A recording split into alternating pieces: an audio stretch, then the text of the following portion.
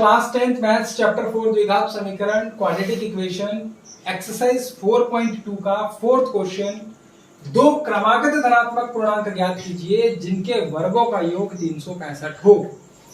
Find two consecutive positive integers sum of whose square is 365। आपको बेटा इसका मतलब पता होना चाहिए। क्रमागत धनात्मक पूर्णांक संख्या consecutive positive integers। बेटा क्रमागत का मतलब होता है एक के बाद एक, यानी 5, 6, 7, 8, 9 ये क्या है? क्रमागत संख्याएं हैं, consecutive नंबर्स।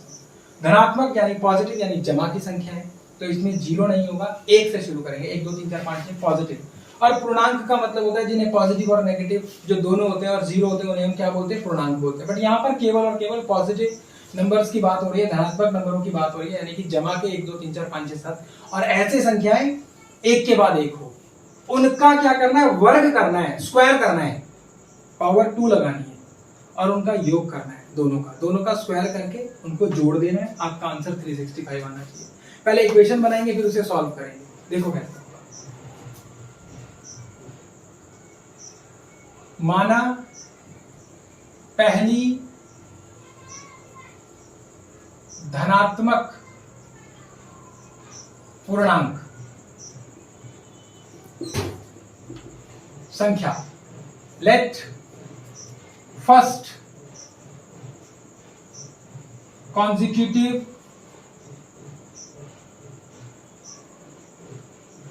positive integer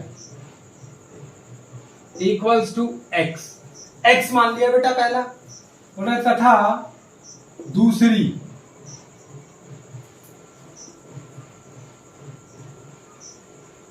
दूसरी धनात्मक पूर्णांक संख्या and second consecutive positive integer. बेटा पहली x है, मान लो पहली 10 है, तो अगली क्या होगी? या तो 9 होगी या 11 होगी, है ना? या तो एक घटा दो एक जमा कर दो। तो हम इजी करने के लिए एक जमा कर देते हैं, मैंने लिख दिया x+1। अब चलते हैं प्रश्न के ऊपर। बोल रहा है दोनों के वर्गों का योग, तो वर्ग क्या होगा? इसका वर्ग क्या होगा? वर्ग बोले तो स्क्वायर क्या होगा? x² होगा। इसका क्या होगा? x+1 का होल स्क्वायर होगा। यही तो स्क्वायर होगा। अब हम यहां पर लिखते हैं प्रश्नानुसार,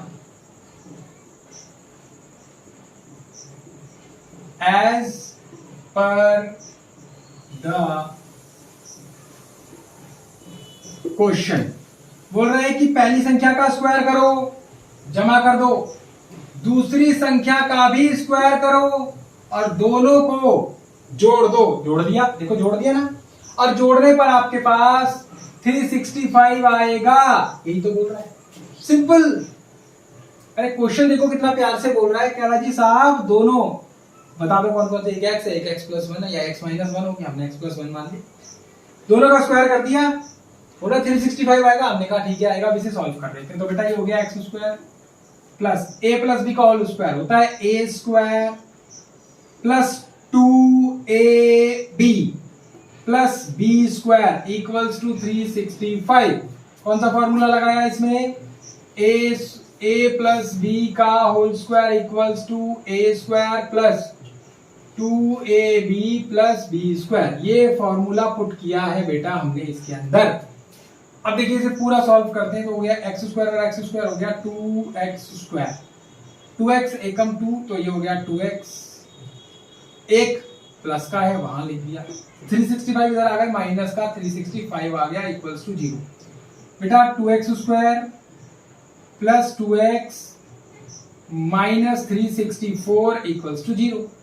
बेटा 365 में से एक गया तो 364 आ गए और माइनस का आगे क्योंकि माइनस की संख्या बढ़ी। दो पूरे में कॉमन है, दो को बाहर ले लिया, x² प्लस x माइनस 2 एकम 2 2 अट्ठे 16 2 दूनी 4 182 इक्वल्स टू 0। मल्टीप्लाई करूं, गुना करूं तो आए 182 और जमा करूं तो आए 1, यानी कि 7 की दो संख्याएं। ठीक है, जमा करूं तो आए, सॉरी ये माइनस का निशान है, मल्टीप्लाई करूं तो आए 182 माइनस का, और माइनस करूं घटा करूं तो आए कितना? 1, दो संख्याओं को। तो बेटा अगर मैं एक 15 और 14 को गुना करता हूँ, एक सिंपल नॉर्मल में लेकर चल रहा हूँ क्योंकि 182 पर मुझे जाना है। 10 और 9 को गुना करूंगा 10 90 हो गया। 20 और 19 को गुना करूंगा तो कितना होगा 20 धाम 200, आपको 182 जो बहुत ज्यादा हो गया। तो एक बार 14 15 को गुना कर लेते हैं। तो मैंने किया 14 को 15 से गुना, 15 चौका 60 की 0 हमसे लाया 6, 15 एकम 15 और 6 कितना होता है 21, ज्यादा हो गया ना। तो अब एक एक नीचे आ जाते हैं। मैंने इसको 12 और 13 से गुना कर दिया, 13 दूनी 26, 3 दूनी 6। बेटा देखो 2 आ रहा है ना, तो हम नहीं कर रहे, हम एक बार 13 और 14 को करते हैं। देखो 4 तिया 12 का 2 हंसिला 1, 4 एकम 4 और 1 आ गया 5, गुना का निशान, 1 तिया बन गया 3, 1 एकम 1, 182 आ गया। बेटा देखो मैंने पहली ही संख्या को मल्टीप्लाई किया 4 तिया 12 और उसी से मुझे पता लग गया 182 आने वाला है, क्योंकि 4 तिया 12। मैं जब इसको गुना कर रहा था 2 तिया 6, पहली संख्या से मेरे पास 6 आ रहा था। अब 6 तो है नहीं इसके वंस के साइड में, इकाई के अंक में, मैं नहीं बनाऊंगा उसको, मैं नहीं लूंगा, मैं उससे आगे चल जाऊंगा। समझ गए ना बात को, या उससे थोड़ा पहले आ जाऊंगा। 12 और 11 को मैं गुना कर सकता था, क्यों 1 दूनी 2, 12 और 11 को मल्टीप्लाई कर मैं निकाल सकता था। अगर मेरा ये नहीं आता, 13 और 14 बेटा सॉल्व नहीं होता, तो मैं 12 और 11 को करता, अगर मैं थोड़ा आगे चला जाता तो। बात समझ में आ रही है कि नहीं आ रही? समझ गए ना। तो अब बेटा इसके अंदर क्या करेंगे, x square plus 13x minus, बेटा इसको मैं 14x लिख रहा हूं, माइनस का 13x माइनस का 182 इक्वल्स टू 0। बेटा मैंने क्यों लिखा, देखो 14x में से 13x जाएगा तो 1x बचेगा, वो भी प्लस का, माइनस प्लस मल्टीप्लाई होगा तो आपका आंसर माइनस में आ जाएगा। ठीक है, अब बेटा इन दोनों में से कॉमन ले लेंगे, x कॉमन आ गया, x प्लस 14 बच गया, माइनस का 13 कॉमन आ गया, x प्लस 14 बच गया। अब कैसे होगा देखो भाई, x और x स्क्वायर, x को 14 से क्या 14x, माइनस 13 को x से क्या माइनस का 13x हो गया, और माइनस प्लस माइनस 13 और 14 को गुना करोगे तो 182 आ रहा है। अब बेटा जी x माइनस 13 1 और x प्लस 14 1 बराबर में क्या आ गया 0 आ गया।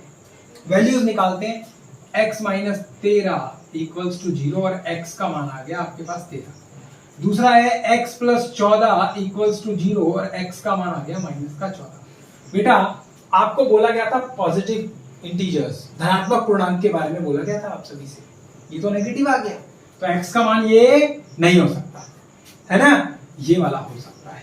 तो x का वैल्यू हमारे पास क्या आया 13। तो नेक्स्ट बेटा x का वैल्यू दूसरा वाला x प्लस और दूसरी संख्या क्या होगी हमारे पास, बिल्कुल 14 होगी। तो हम लिख देंगे पहली संख्या दूसरी संख्या, फर्स्ट इंटीजर सेकंड इंटीजर। पहली हो गई बेटा 13 और दूसरी हो गई 13 जमा 1 यानी कि 14। दोनों को आपस में घटा दो तो 1 आएगा, स्क्वायर कर दोगे दोनों का तो आपके पास में 180, सॉरी दोनों को मल्टीप्लाई कर दोगे तो आपके पास में क्या आ जाएगा 182 आ जाएगा। बात समझ में आ गई कि नहीं आ गई? ठीक है, समझ में आ रही है? ठीक है, क्या करोगे पहले का स्क्वायर करोगे, 13 का स्क्वायर कर दो और 14 का स्क्वायर कर दो और दोनों को जोड़ दो, आपके पास में 365 आएगा, कर देख सकते हो इसको। ठीक है, thank you so much, note करिए।